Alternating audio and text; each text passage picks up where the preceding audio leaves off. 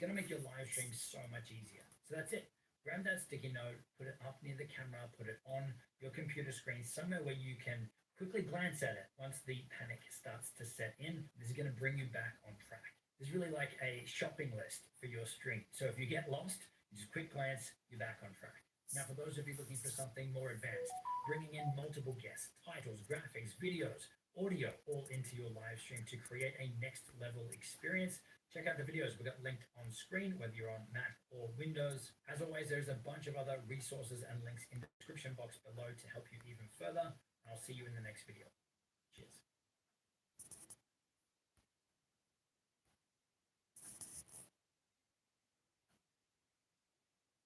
Stand above your competition. Smart doesn't settle for less. Smart chooses to buy. Because here, the D33 strategy helps you grow your business, your future, and your life. And stand above your competition.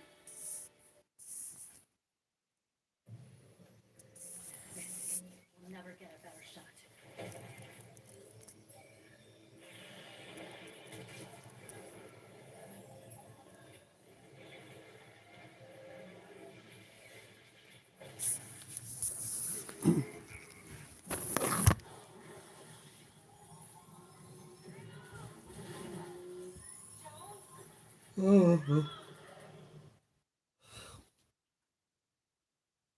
Here's how to use OBS Studio step by step for beginners. OBS, or Open Broadcaster Software, is a powerful free live streaming software and recording software that can be difficult to get your head around.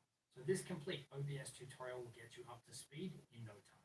So this is what you see when you first open up OBS Studio. Now I'm showing you on the Mac, but the process is pretty much exactly the same on PC. So this area up here is your preview window. This is where we can see what it is that we're live streaming or recording. We've got all of our action controls down here to start and stop streaming, start and stop recording, and configure everything up. Across from that, we've got our transitions and our audio mixer. Now we'll cover these in more detail as we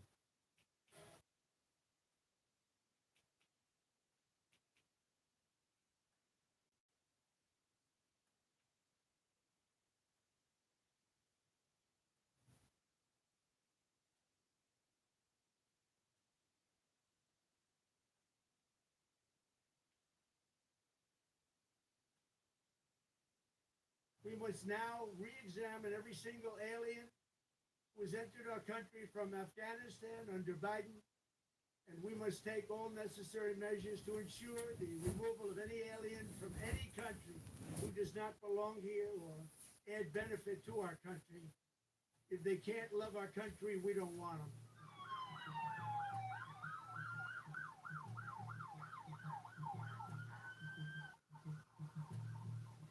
Okay, congratulations.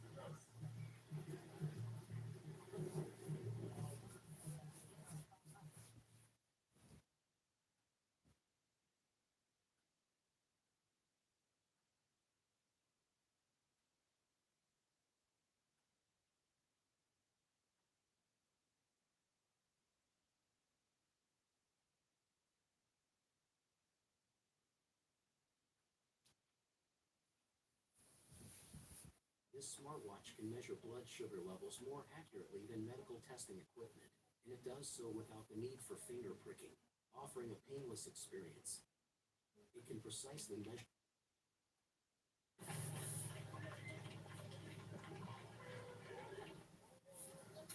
Forget it, no place is safe again in Nigeria. They have now moved to the south, guys. Life attack. Guys, but listen to this very daughter of Gumi. Yes, I call her Gumi daughter. These are not terrorists. They're not bandits. These are forest rangers. They are held with much value because of the in-depth knowledge they have gained across the years as as a result of their moving from one place to another as nomads. Let me tell you one thing, no matter how educated you are in the textbook,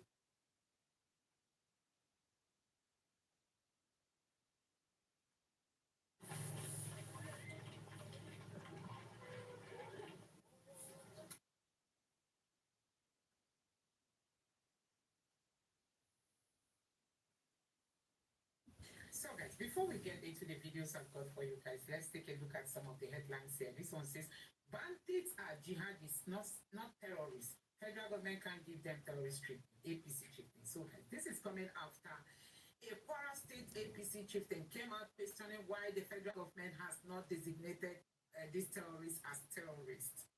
Now, another APC chieftain is saying these bandits are jihadists, not terrorists. Hey, Nigerians, another discussion has opened.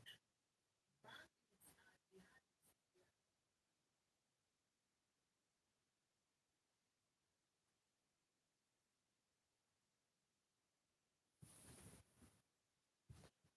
Allora,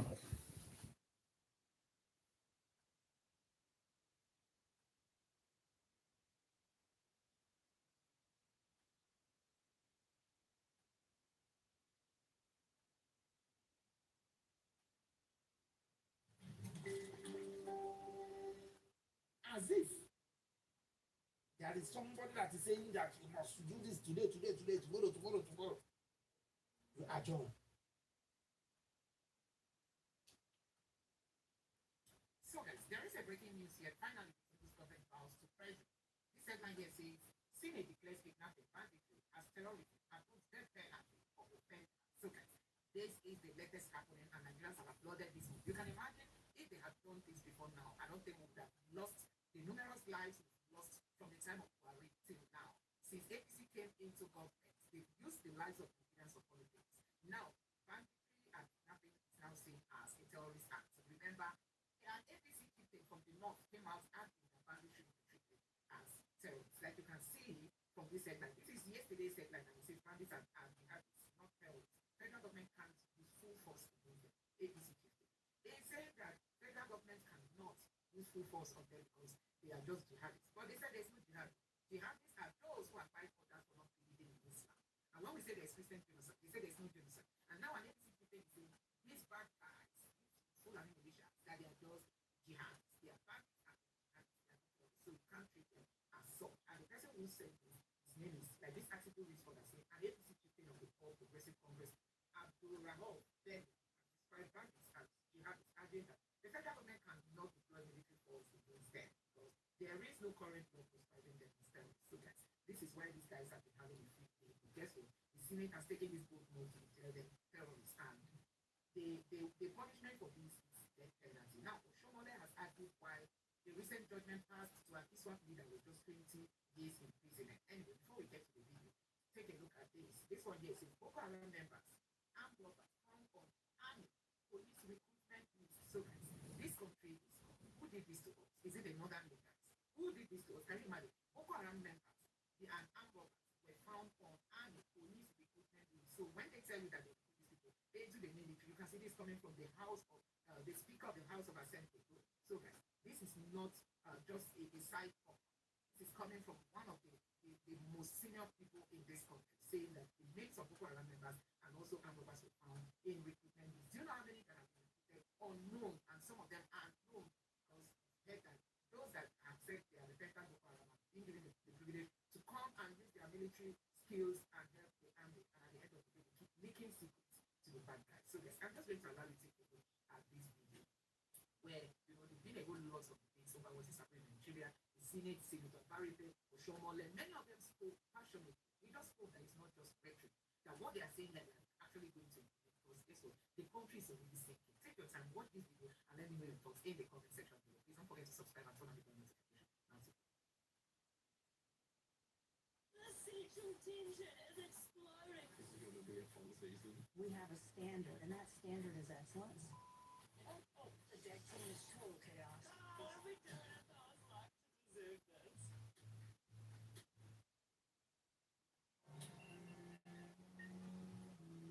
I bet you can't took my father. Do not let it get you too.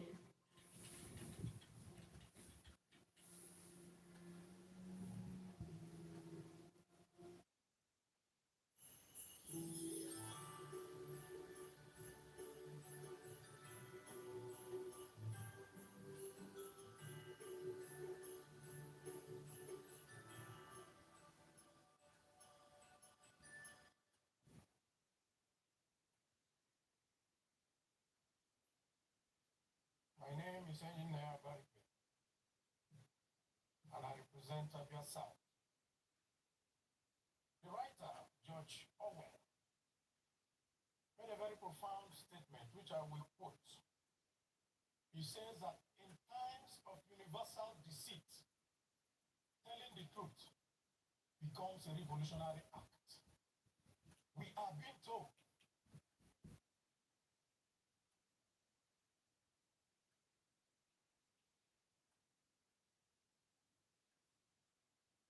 It's actually really simple to grow on Instagram. It's time to buckle up. If you clicked on this video, it's. Have you ever heard content creators say, comment the word burgers below, and I'll send you over something for free? And then when you comment the word burgers, you instantly receive a DM automatically in just a few seconds. It's actually really simple to grow on Instagram.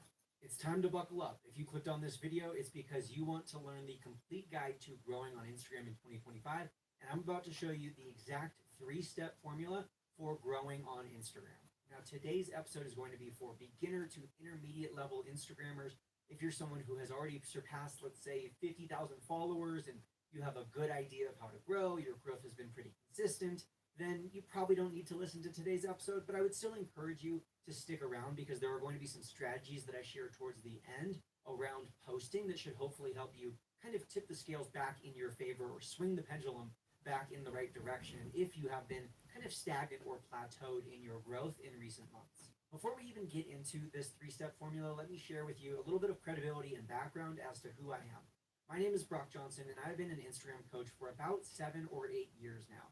I got my start teaching people how to market specifically using Instagram stories, and since then I've grown my audience to over 700,000 followers on Instagram, and we have coached over 40,000 people through our Insta Club Hub, where we have an average growth rate of 16,000 followers per year. To say that another way, our average engaged student grows by about 16,000 followers per year. I tell you that not to brag, boast, or gloat, but just to give you the facts, and that is what we are all about at the Insta Club Hub, giving you the facts that actually matter, giving you the strategies that are proven to be most effective, because as you'll hear today, there are really only 3 steps to growing on Instagram. Sure, there are a million different strategies and little techniques and hacks and things that might work for a month or two and then be gone for a month or two. Simple doesn't mean easy. And so as we go through today, I want you to keep in the back of your mind that none of this is going to be overnight. None of this is going to be instantaneous. I think we have a common misconception, many of us who use social media, that growth is supposed to be fast. But I heard this analogy recently and I loved it, so I had to share it.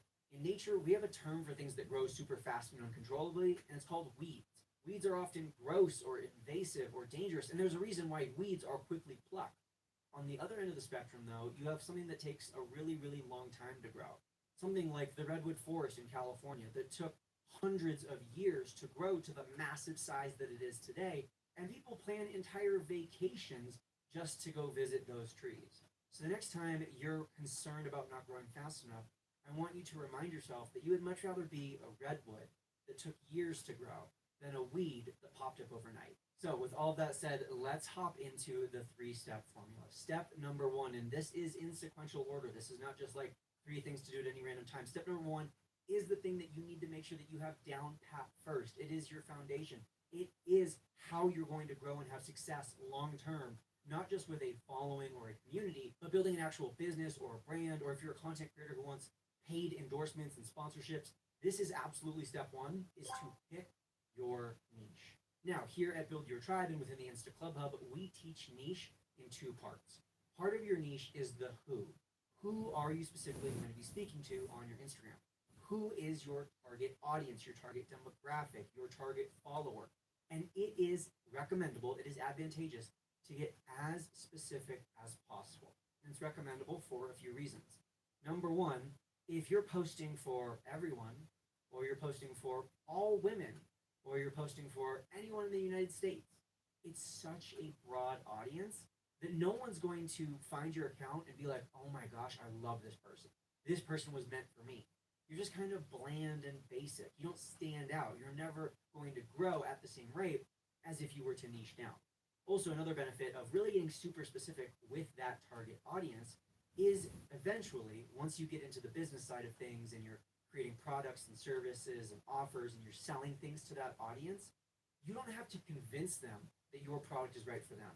They know that your product is right for them and they're willing to pay whatever it is that you set your price point at, and they're not going to argue you, they're not going to ask for refunds, you're not going to have to work really hard to make a sale, because they're going to know that whatever it is that you have created was perfect for them. Because from the start, you knew who they were. I have gone so far with my own Instagram, and this is what we teach our Insta Clubbers as well, that you should go so far as to have one singular person in mind when you're creating each of your posts. But before we do, we need to get crystal clear as to the who. Think about their age, think about their religious background, think about their marital status. Do they have kids? What is their health status? What are their goals? What are their challenges? What are their struggles? The more crystal clear you can get on that, the better.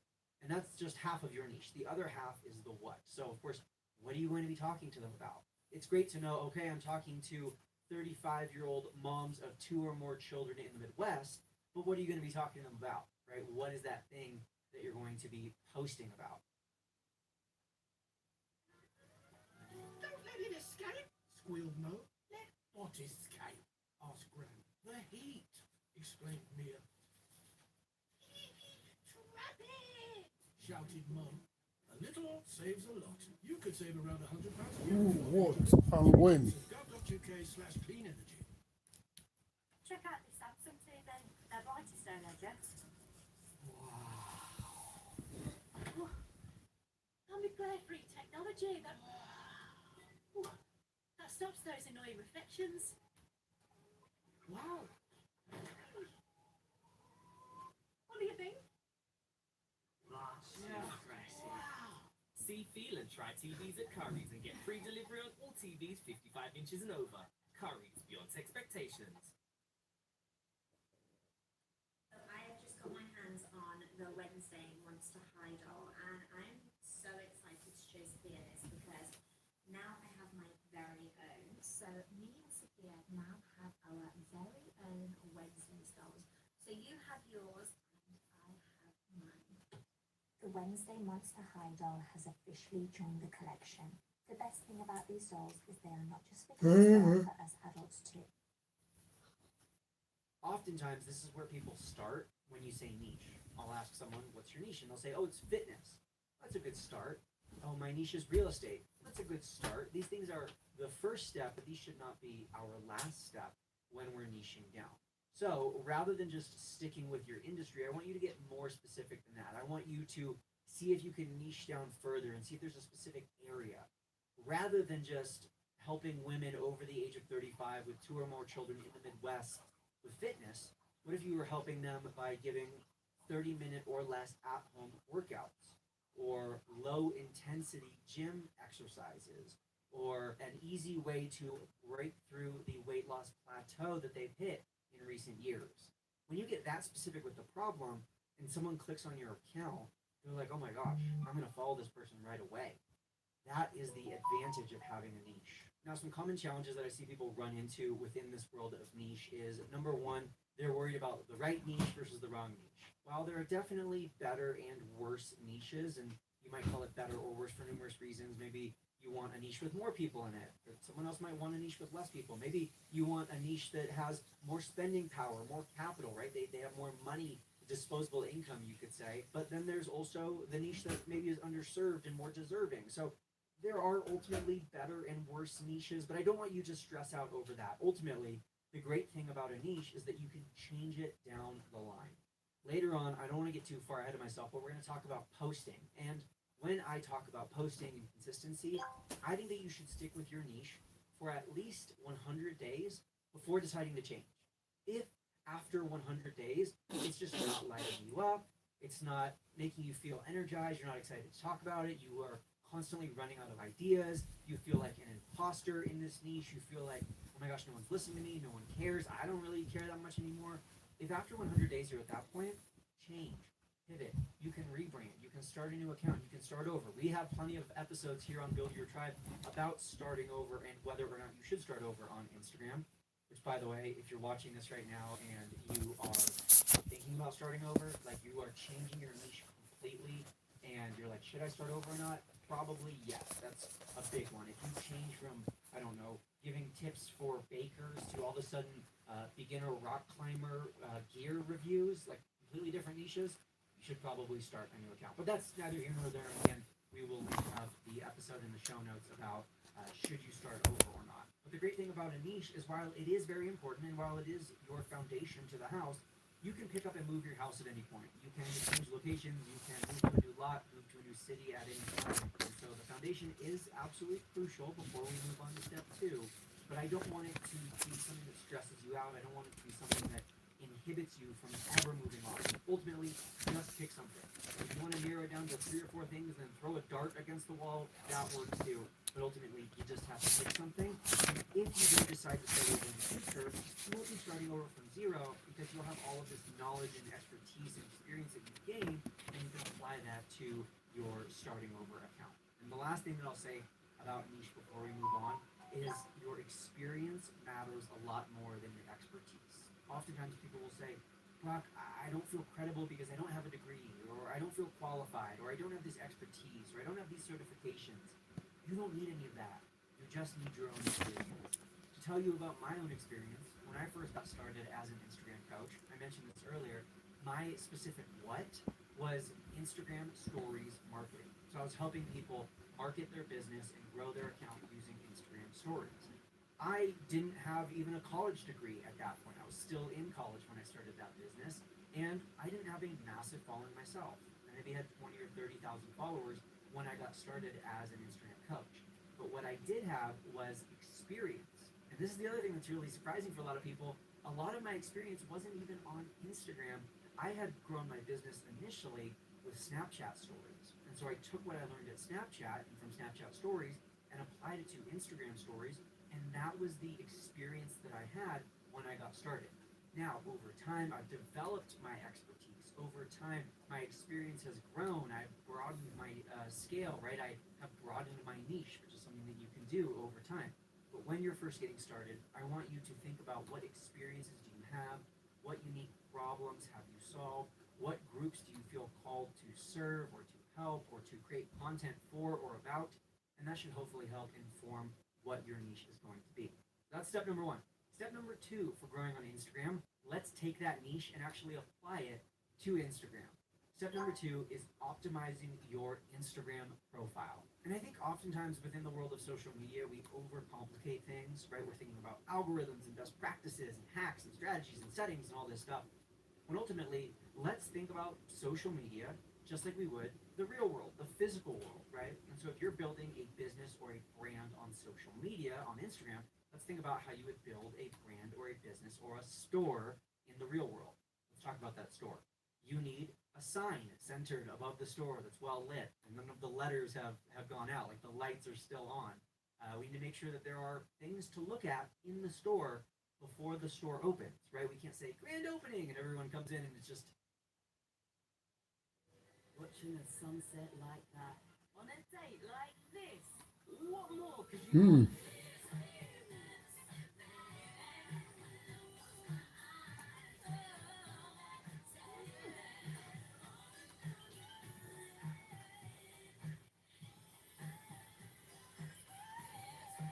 With local restaurants, supermarkets and shops on delivery, now just got even better. Stay focused, stay in control. Travel season is in full swing. Reserving your vehicle is fast and easy. Book direct at hertz.co.uk.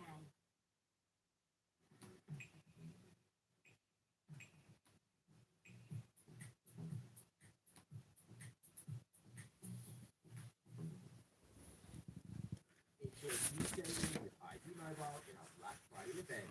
Save up to £110 on the Google Pixel 10 Pro with built-in Gemini AI, a pro-level camera, and sleek design. Shop Black Friday today with ID Mobile. An empty room, right? We need to have a cash register set up. We need to have the product on display. We need to have the people walking around the store with the goals or intentions for them. They have to have been trained, right? Fortunately, not all of that is going to be necessary for starting on Instagram, but the same general principles you want to have applied. So, what is that storefront with the lights turned on that it makes sense when you drive by it, right? There's like a store in where I live in Park City, Utah that says, I love Moo. What's I love Moo? Is it like a cow store? Is it like a apparel store that sells cow-related merch? Is it a milkshake store? Is it an ice cream shop? Like, what is I love Moo? I don't know. But if right next to it there's a place called the Burger Joint, I know that they're probably selling burgers in there. If there's a place called, Bohemian Apparel next to it, I know that they're selling bohemian clothing. So step number one within this optimize your profile, step number one, the first step to setting up your Instagram profile correctly is to simply pick a username that is easy to read and or understand. And if it's a business Instagram account, somehow in the username, it hints at or articulates your niche. So there's kind of three different approaches you can take for a username. One is if you're a personal brand, like my Instagram is, right? If you check out my Instagram, I'm in every video. I'm teaching things relating to growing on Instagram, but it's my personal brand. Well, then my name is my personal brand, and that is my username. So Brock11 Johnson is my username. If you have a non-personal brand, you have a business brand, then you're probably going to want to use your business name as the username. For example, our Insta Club Hub business has an Instagram, which is at Insta Club Hub. Makes sense. Now, it's possible that, let's say I was getting started on Instagram today, and Brock Johnson is taken, so I could do brockjohnson.coach, brockjohnson.insta, brockjohnson.tip. Do something like that includes a keyword or that includes something relating to my username. Those are the first two approaches. The third approach is to basically get a little bit more creative and mix in some keywords into your username that ultimately will improve your searchability. We'll come back to the topic of searchability though, but generally speaking, you need a username. You don't want it to be too long. And by too long, I'm going to say, 30 plus characters. Cilato, You want codellato, to try to make it as rime. short as possible while not having any ambiguity. You want, if there's a name for it to be easily readable, even if my name was like Brock Johnson, I would actually probably prefer Brock.Johnson or Brock_Johnson rather than just having Brock Johnson all in one word, because then it's a little bit harder to read, right? So using a period or an underscore is a great way to break up your name and make it more readable, and also to make sure that it's available, because with Instagram being around for over a decade now, a lot of usernames are already taken. The second thing to think about is you want to make sure your storefront looks visually appealing, right? The window dressing matches what's inside the store. If I walk by I Love Moo and there's just like a cow inside of a heart, I still don't know what that store is about, right? But if I walk by I Love Moo and it's got like a bunch of different ice cream on the windows or a bunch of photos of ice cream, and I'm like, oh, okay, I Love Moo is an ice cream shop. The translation of that to your Instagram is your profile picture. For your profile picture, there's basically two options that I will have you choose between. Option number one is your company's logo, and that is if you have a business brand. Now, if you are someone who's deciding between a personal brand versus business brand, I can tell you that generally speaking, personal brands will grow faster than business brands, but there's nothing necessarily wrong with having a business Instagram account. Just like we have Insta Club Hub and we have Brock11 Johnson, there's options to have both. That's simple. But generally speaking, personal brand, a little bit more recommendable, but not a huge deal there. If you have a business brand and you're going to use your logo, just make sure it's a logo that was formatted to be a profile picture. Like Google would never use GOOGLE as their profile picture, right? They use just the little G icon because that is much more recognizable. When it's zoomed out super duper small and tiny, you can still make out what it is. So if you are going to use your logo, just make sure that you don't have, like the tagline in size 9 font at the bottom or any extra words. And most people have like, established in 2017 or Birmingham, Alabama, like all this extra text. Try to simplify your logo so that it's really just an icon or something that's easily recognizable. If you are using a personal brand, I would recommend having your face as a profile picture. The mistake that a lot of people making is they're just simply too far away from the camera. Kind of like I am right now. If you're watching this on YouTube, you can see my whole upper body up. That would be too far zoomed out. Your profile picture should be a super close up selfie, like collarbones or neck just to slightly above your head. Like basically the circle is just completely filled by your face. That way it stands out. When people are scrolling through Instagram, they're seeing these tiny little itty bitty profile pictures all day long. And so there's a reason that mine has this big cartoonish grin and this yellow background. It's because I know that stands out and I know that grabs attention. So an attention grabbing profile picture is the second step towards optimizing your profile. The third step towards optimizing your profile is the biggest mistake people make when setting up their Instagram account, and it is the name line. Now, most of you just picked a username and you had to think really hard about what's creative, what's original, what hasn't already been taken. You have your username and then you get to the next line that says name and you're like, oh, okay, I'll just write my first and last here, and you press save. But here's the thing. Anything that you put on that name line is a searchable keyword.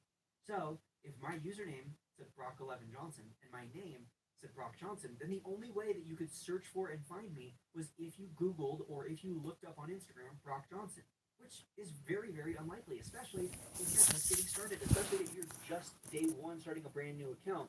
So instead, on your name line, what I recommend doing is your first name, a hyphen, and then add some keywords that are kind of like a title for yourself or a title for your brand or business. Everyone gets asked what my new perfume is. It's not what you think. I've been using the Golden Lenore Jasmine and White Cedar Dream Tea. To me, it smells like a field of fresh flowers. And the best thing, I like my perfume. It actually lasts all day. You guys need to get your hands on it. Golden Lenore Jasmine and White Cedar Dream Tea. For freshness that hits different. Always keep away from children. Great, especially with the help of Xero accounting software, I can keep my cash flow flowing by giving customers more ways to pay. All the Grego.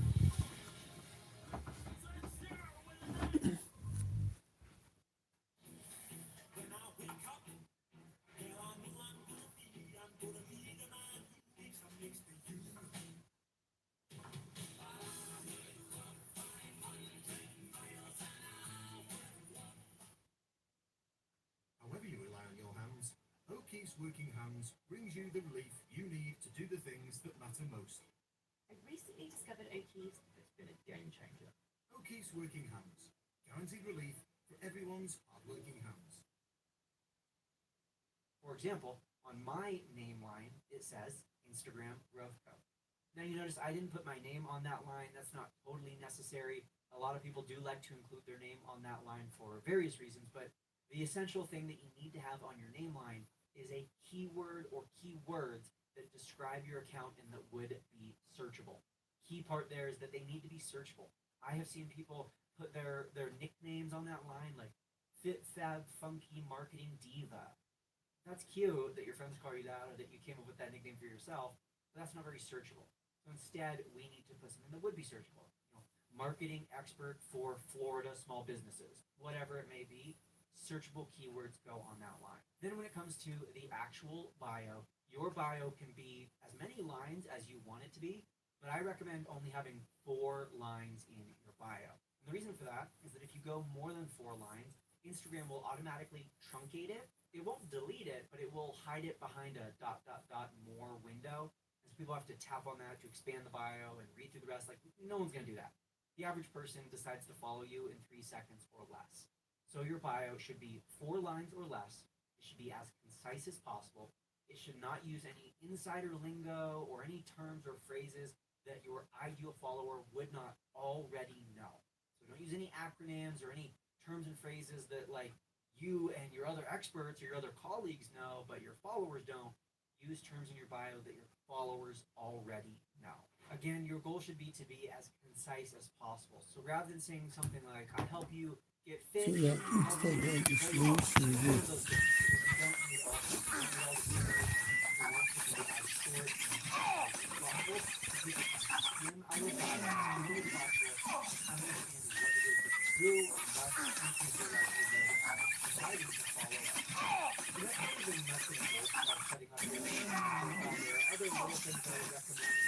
Make sure that you do not show your spread bags unless it is your goal to go on thread or actively use threads to create your spread bag. Also turn off category displays or category displays. Use like info 4 lines, like generic and not helpful. Like It's just not very helpful. So turn off category display. But besides that, the big goal is that you want your bio to be understood or understandable by a stranger at a glance. And now we're already on to step number 3 of growing on Instagram. And yes, like I said, there are a million other little strategies and techniques, and that's what we do here at Build Your Tribe, is we constantly update you on all of those little things. But part of what we assume is that you already have step 1, 2, and 3 down. And so I highly encourage you right now to press subscribe if you haven't already, because every single week we put out new little quick tips and helpful ideas and strategies and breakdown tutorials about how to grow on Instagram, how to grow on the other social media networks as well. But the foundation here, step number 1, niche. Step number 2, optimize your profile. And step number 3, post.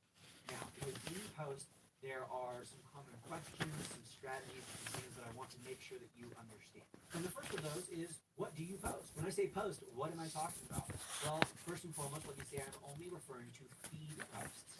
So feed posts include carousels, single photos, and reels.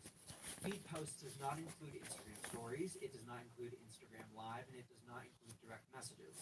Those 3 things do not help you grow. DMs have a huge purpose.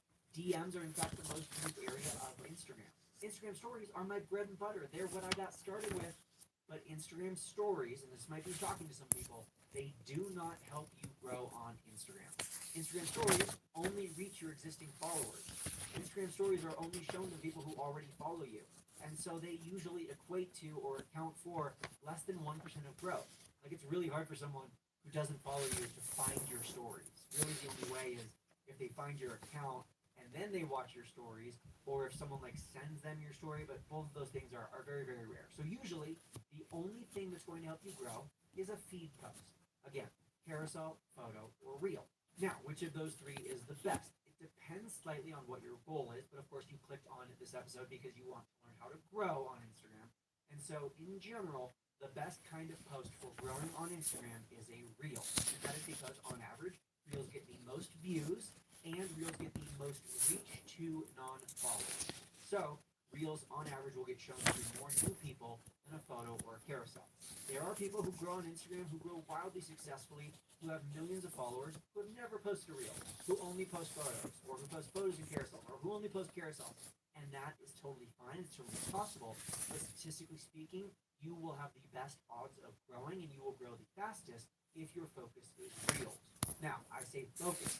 I don't think that anyone should do 100% of one kind of content. Even if I'm working with someone who has over 1 million followers and they have those 1 million followers from posting almost exclusively carousel posts, I'm still going to recommend they mix in some reels and they mix in some photos.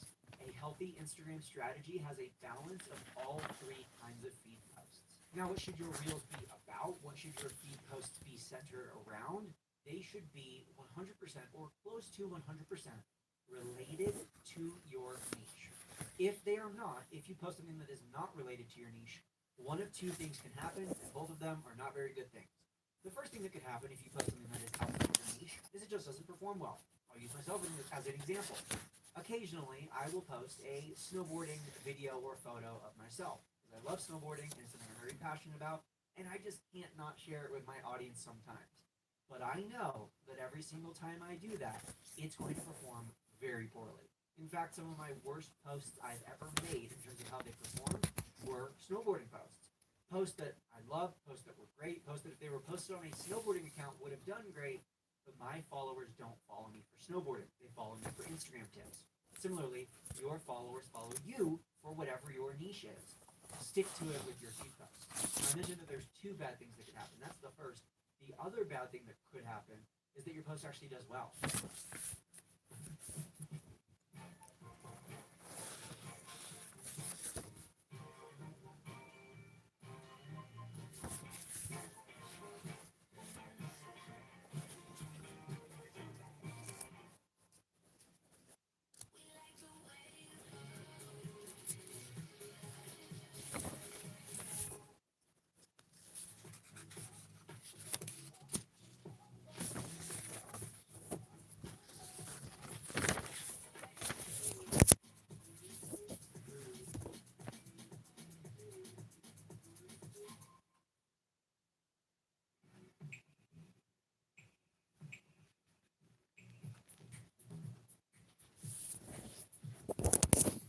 Instagram.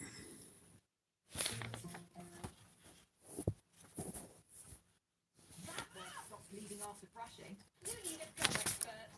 Corsadil. It actively helps repair bleeding gums from just 1 week. It goes viral. You post a hilarious video of your dog pooping on your toddler, and it goes viral. Well, now guess what? Now you have a viral hangover. Your account is struggling to grow because Instagram doesn't know who to show you to, because you just went viral for one thing and now it's trying to show you to other people. It's confused. You confused the algorithm. You've confused your followers, and you might have even gained hundreds of thousands of followers who want more videos of a dog pooping on a toddler and not whatever it is that you actually sell or do or post about, not whatever your niche actually is. So 99% of the time, as close to 100% of the time as you can make it, and stick to your niche with your feed posts. And like I said, there are exceptions. Sometimes I post about snowboarding. Sometimes I post about my wife. I understand there are anniversaries, there are birthdays, there are important dates that you want to make sure that you acknowledge and post about. But generally speaking, keep it to the niche. Now, when I say keep it to the niche, I just mean that it has to relate to either the who or the what in some way. Preferably, your post would relate to both the who and the what in every post. But there are going to be some posts that, let's take myself as an example, right? I'm posting about how to organically grow on Instagram for small business owners. Sometimes I might post something that isn't directly about growing on Instagram, but it's still something that's helpful for a small business owner. Sometimes I might post about something that's how to grow on Instagram, but it's going to apply to a more general audience, or it's going to apply to content creators rather than specifically small business owners. So that's what we like to call Build Your Tribe, and within the Insta Club Hub, NAPS. NAPS stands for Niche Adjacent Posts. And it's okay to take naps from time to time. Naps can be very healthy and helpful. Just make sure that not every single one of your posts is a nap, or else there is no niche in the first place. And then the final part of my answer to what do you post is, if your goal is growth, the best form of engagement is a share. According to Instagram's CEO, according to our own research in the Insta Club Hub, you will reach the most amount of non-followers if your post is getting more shares. A share, also known as a send, is the best form of engagement to increase that kind of reach. And so, what I'm going to recommend that you do is create share-worthy content. A lot easier said than done, right? Obviously, you want more shares, create share-worthy content. I did an entire YouTube video, an entire podcast that I will link up in the show notes below about share-worthy content, what the different kinds of share-worthy content are, examples, and how to create them. But generally speaking, that should be your focus. Rather than trying to create a super valuable educational post that everyone is going to press save on, your focus should be on creating a post that everyone is going to send to a friend, share to their story, send to their group chat, tag somebody below, because that is ultimately how you're going to grow the fastest. Another common question that I hear is, how much should you post? And I'm going to answer that without giving you a number, which is unfortunate because I know you want a number. I know you want me to say, you should post twice a day, you should post 3 times a week. According to Instagram CEO and according to numerous studies, the more you post, the more you grow. To say that another way, as you increase your posting frequency, typically we see an increase of growth rate as well. So, should you post once a day? Sure. Should you post 3 times a day? Sure. Should you post 12 times a day? Sure. Should you post once a month? Sure, go for it. Ultimately, what matters not is the number. What matters is 2 things. Number 1, what matters is consistency, sticking to that number. So whether you post once a month, once a day, or once an hour, staying consistent with that number. And number 2, how you find that number in the first place is asking yourself the question, what can I sustain? Whenever people ask me, Brock, how much should I post? I love to flip that back on them and ask them the question, I don't know, what can you sustain? Based off your own goals, based off your own timeline, based off your business, your availability, the season of life that you're in, and all of these things, figure out what you can sustain. Maybe you can sustain 1 a week, maybe you can sustain 1 a day. Figure out what that number is, and then challenge yourself to do just a little bit more. So if you can consistently maintain 5 per week, challenge yourself to increase to 7 a week. Because not to get too philosophical or preachy on you, but in life and on social media, growth happens when we push ourselves past what we can sustain, past our comfort zone. It's just like in the gym. How do you get bigger biceps? You do as many curls as you think you can, and then you try to do 1 more, and then you fail. It's called going to failure. That's how you grow your muscles. That's how you grow your followers. So I don't want you to fail on Instagram. I don't want you to get to the point of burning out. I don't want you to get to the point of like oh my gosh, I could sustain 5, but as soon as I went to 6, I burnt out, I was overwhelmed all the time. I don't want you to get to that point, but I do want you to implement systems and strategies, hire a team, outsource what you can so you can increase your posting frequency, because that is ultimately how you will increase your growth rate. And I did mention a moment ago 12 posts a day, and I kind of threw it out there as a random hypothetical, and I know that no one watching this video will post that frequently, but according to our own studies, there are some people who have had the craziest, fastest growth you've ever heard of. We're talking millions of followers in just a few months, and that is usually achieved by this hyper extreme consistency. Now, it's not something I'm going to recommend to you, but I just tell you about it to set the case in point that it is absolutely true. The more you post, the more you grow. I also want to say I'm a big proponent of the more you post, the more you grow, because when it comes to the debate of quality versus quantity, ultimately both matter. Everyone keeps asking what my new perfume is. It's not what you think. I've been using the Golden Lenore Jasmine and White Cedar Dream Tea. To me, it smells like a field of fresh flowers. And the best thing, I like my perfume. It actually lasts all day. You guys need to get your hands on it. Golden Lenore Jasmine and White Cedar Dream Tea. For freshness that hits different. Always keep away from children. Stay focused. Stay in control.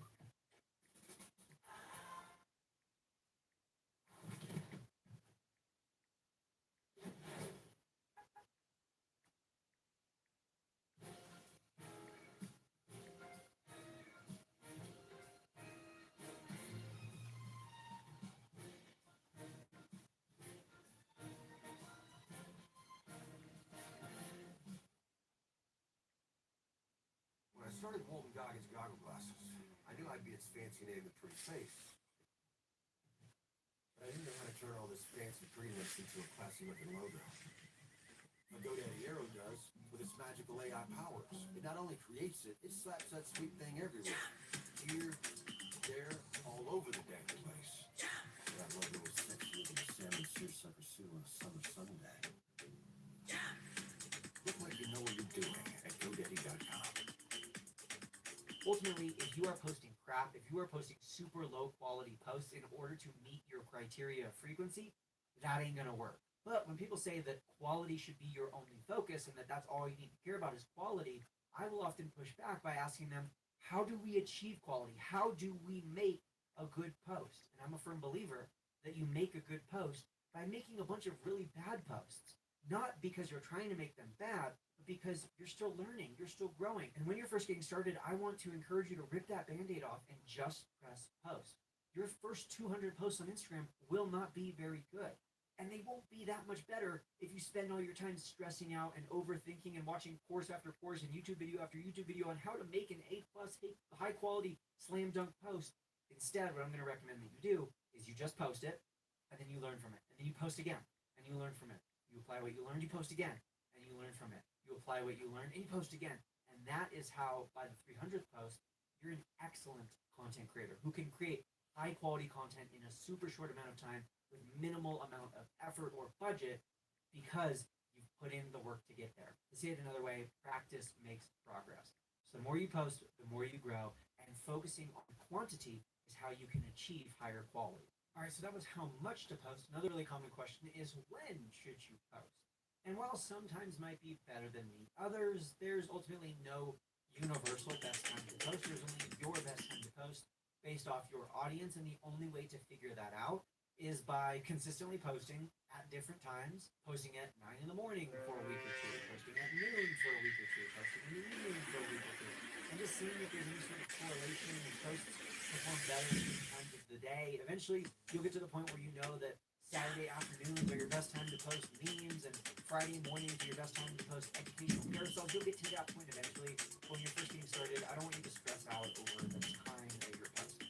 And the final question is, how do we post that much? How do you post more? I mentioned earlier, systems, outsourcing, teams, hiring help, and all those things are absolutely helpful. But if I can give you one tip to actually increase your output without significantly changing your input, and that means any form of input, time, resources, energy, anything like that, is to upcycle your content. Upcycling is a term that we use in the Insta Club Hub to describe the act of reposting or recreating something that you posted in the past. Now, if you're starting from zero, day one on Instagram, then you're not going to have posts from the past to pull from. And we'll talk about that in just a second, what to do if that's the case. But if you're watching this and maybe you've been consistent for a few months and you missed a few months, or maybe you were trying to grow really hard in 2023 and then 2024 was just not your year, go back to the past. Go back to that content that you have previously posted, specifically the content that is previously done well, and do one of two things. Either directly repost it. What I mean by that is literally just post it a second time. Find it in your camera roll so that you can post it again, or if you don't have it saved in the first place, use a website like saveinsta.app to download it once again. But basically, the bottom line is just post the exact same thing. Same caption, same audio, same everything. If it worked well before, it likely will work well a second time. And you could also refresh or recreate it. So slightly change the caption, maybe re-edit the video, maybe swap out the hook for a different hook, maybe re-record the exact same video just with your new haircut. Recreate things from the past, and that will be a great way for you to create more content and post more frequently without having to significantly increase the amount of work that you have to do. In fact, this upcycling strategy is what I do for about 75% of my posts. About 3 out of every 4 posts that you see on my Instagram are either a direct repost or a recreation of something I have previously posted. And I'm someone who, like I said earlier, has over 700,000 followers on Instagram. I get 30 million plus views every single month on Instagram, and I have never received one single negative comment about reposting. And that's because most people are seeing tens of thousands of posts every single day. They don't remember the post that you made a few months ago. And if they do remember it, if they are part of that elite 1% who remembers what you posted 90 plus days ago, well, then they probably remember it because it was that good, it was that funny, it was that educational or valuable. And so, just like watching your favorite episode of TV for a second or third time, just like rewatching your favorite movie, they wouldn't mind seeing it again. All right, so that is really the 1, 2, 3 of growing on Instagram, the 3 steps to growing in 2025. If you are starting a new Instagram account or you are going to relaunch, here's what I would recommend doing. First, take 1 to 2 weeks to work behind the scenes. Rather than trying to hit the ground running as soon as you finish this video, I know you're excited, but hold the horses, and instead of trying to immediately launch your new Instagram account, spend a week or two batching content. Spend a week or two just focused on creating content and not even posting it all yet. That way, a week or two from now, when you do get started, you could post once a day, and you could post once a day without having to create content for a week or two, right? Because you already have all this stuff ready to go, all these posts that are in the can, so to speak. So spend a week or two just creating as much as you possibly can. If you are starting from zero, like it's a brand new Instagram account, I would recommend posting about 12 of those posts before announcing that the account is open, right? It's going back all the way to what we said at the beginning. You want to have some clothes in the store before the grand opening. So if you are starting a new Instagram account, have some posts there for people to look at before you announce on your Twitter, your Facebook, all your other profiles saying, hey, new Instagram, go follow me. Make sure that you have some posts for them to look at. Even if you are continuing on your same Instagram account and you're just going to be refocused on growing in 2025, I would still recommend taking a week or two to just batch content. That way, moving forward, you feel like you're ahead rather than feeling like you're constantly on the hamster wheel trying to play catch up. And that's it. That is how you grow on Instagram. You get 1% better with each post. You continue to just press post and learn from each of those posts that you make. You continue to stay up to date on the trends, the changes, the new hacks that are working and that are not working on Instagram. But ultimately, it's the same 1, 2, 3. Pick your niche, optimize your profile, and get consistent with your posting. We here at Build Your Tribe and in the Insta Club Hub will continue to help you stay up to date with those hacks, trends, and strategies so that you can get the most out of the posts that you are making. But ultimately, if you take nothing else away from today's episode, I hope it's these 3 words. Just press post. Thank you so much, and as always, happy networking. This is it. I'll never get a better shot.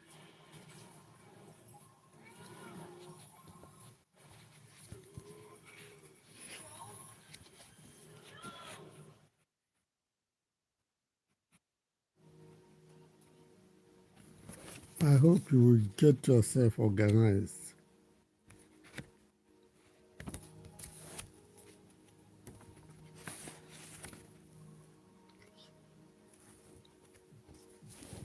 I just hope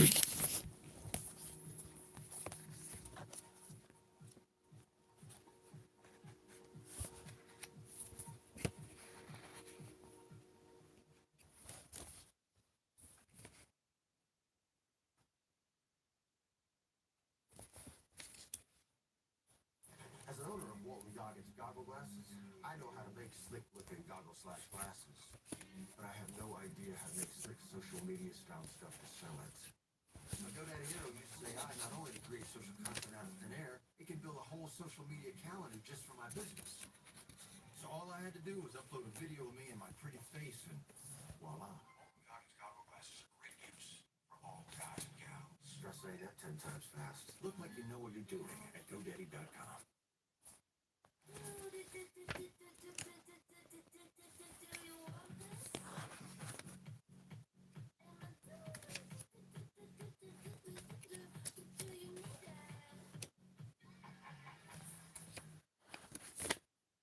If you want to grow on Instagram, maximizing SEO is more important now than ever before. As of the date of this podcast is releasing, July 10th, 2025, Instagram is essentially making the entire platform searchable. This means that your posts, your captions, your reels, and pretty soon your entire profile are going to be able to show up in search results on Google and other top search engines. This is awesome news for two reasons. Number one, more than ever before, people are turning to social media like Instagram to search for things. Whether it's a local small business, a shop, or a product that they're looking for, people are looking to Instagram and social media more generally for their results, rather than the typical search engines that we've been used to for the last 20 years. And even if that wasn't the case, the second reason that this is great news is that now our Instagram posts will show up under Google search results. This means potentially more views, more exposure, more followers, and more customers from your business through Google because of what you're posting on Instagram. In today's episode, I'm going to share with you the 3 key things that you need to know in order to maximize your reach and grow your following thanks to this new SEO change. And this is a change that is not unexpected. We saw this coming.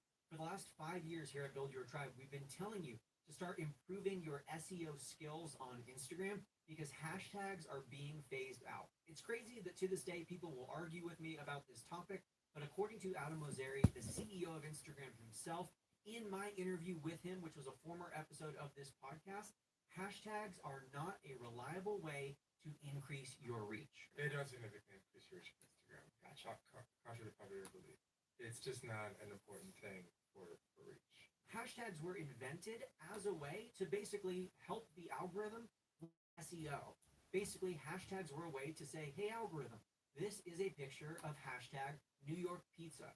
But now the algorithm has become so advanced, and the machine learning and artificial intelligence that runs the numerous Instagram algorithms is so intelligent, it can look at your photo or your reel, scan it, and figure out what it is or what it's about without you having to tell it. But it's still not perfect. It makes mistakes. For example, just last week, I posted a carousel that was titled 37 Real Ideas for July. And then, yes, of course, it had 37 real ideas on each of the subsequent slides. But on the first slide of that carousel, I was wearing a meme t-shirt that said Rare Fish Investor.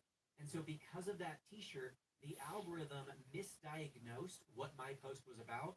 And instead, the algorithm now believes that that post is about rare fish investing strategies. So number one, yes, the algorithm has absolutely improved. And because of that, number two, hashtags are no longer an essential tool for growth on Instagram, but the algorithm still needs help. It's not perfect. And so that's where SEO, or search engine optimization, comes into play. And that's what we're going to focus on for the remainder of today's episode. Making sure that your Instagram posts are optimized in order to show up at the top of search results is all about keywords. Keywords are simply the words and phrases that people would be typing into search engines in order to discover what it is they're looking for. Basically, words or short phrases that describe your post. For example, if I was to post a picture of this little yellow Converse toy shoe, I might say yellow Converse toy, yellow Converse shoe, mini yellow Converse. If I just did shoe as one of my keywords, I would then have to compete with every other post on Instagram that has talked about shoes or has used hashtag shoes or has just been a photo or video of shoes. So basically, keywords are just terms and phrases that specifically describe your post or what it's about. But in order to show up at the top of search results and thus get more views and followers and potentially customers from Google and other search engines, here are the 3 key things that you need to do. Number 1, you need to empathize with your target market. Now, one of the foundational principles to growing on Instagram that I've always taught is that you need to niche down. And part of niching down, as I define it and as I teach, is having a clear understanding of your target demographic. Basically, who do you want to follow your accounts? And the kingdom's elite, no one dared to mention the events of the night before. The Eves, dressed in the finest silks and jewels, wore a stoic expression, though her heart felt like a stone within her chest. Dixon was gone, exiled by the king's decree. She would never see him again. Ferdinand, on the other hand, wore his victory with pride. He stood tall, his eyes gleaming Luckily, with the Panadol knowledge Extra that he Advance was gets one to work step in 10 minutes. closer to the That's one throne. for Panadol. This marriage was his gateway to power, and no abomination would ruin it for him.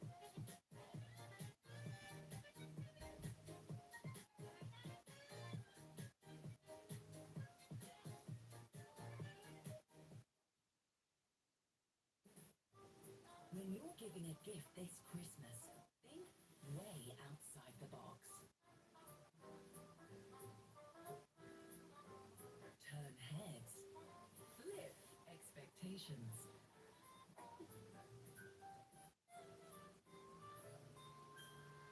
Let their imagination soar. Gift anti-ordinary with Virgin Experience Days. Black Friday sale now on. I believe that the more specific you get with your target audience, the faster you will grow and the more of a loyal, engaged superfan community you will build. Now, that doesn't mean you need to exclude everyone else or turn everyone else away, but when you have super clear demographics, age groups, race, religion, marital status, education level, employment status, all of that stuff, the more you know about your target audience, the more you can create content that really resonates with them. For example, on Instagram, my target audience is over the age of 35. Do I have people under the age of 35 following me? Absolutely. But because my target demographic is small business owners who are over the age of 35, I'm not going to use Gen Z slang like Riz or Skibbity in any of my posts because it's either going to go over the heads of the people who follow me or the people who I want to follow me, or it's going to annoy them because those are the words that are overused by their children. People who live in different areas of the world, or who have different levels of education, or have different relationship statuses, or different employment statuses, or different political affiliations, they're going to search for things differently. The specific words and phrases that they are going to use when looking things up online are going to vary. And when you have a crystal clear picture in your mind of who you are trying to attract to your page, you're able to use the words that they are using, and that will make sure that when they use those terms in Google or Yahoo or Bing or whatever search engine they're using, your posts are actually showing up. Now, even the most empathetic person on the planet might still struggle to figure out what are they actually searching for? Like, what terms and phrases are they actually using? Because sure, you could do market research and you can poll people on the streets of New York City, or you can run online forums and test group people. But the much easier way to figure out what your target demographic is actually searching for online is step number 2 for dominating Instagram with SEO. And it's to use online tools that have the answers for you. Here are my top 4 favorite tools to use in keyword research. Basically, when I'm coming up with a post, when I have an idea for a script or a topic that I want to cover, I will oftentimes... And the kingdom's elite, no one dared to mention the events of the night before. Adiz, draped in the finest silks and jewels, wore a stoic expression, though her heart felt like a stone within her chest. Dixon was gone, exiled by the king's decree. She would never see him again. Ferdinand, on the other hand, wore his victory with pride. He stood tall, his eyes gleaming with the knowledge that he was one step closer to the throne. This marriage was his gateway to power, and no abomination would ruin it for him.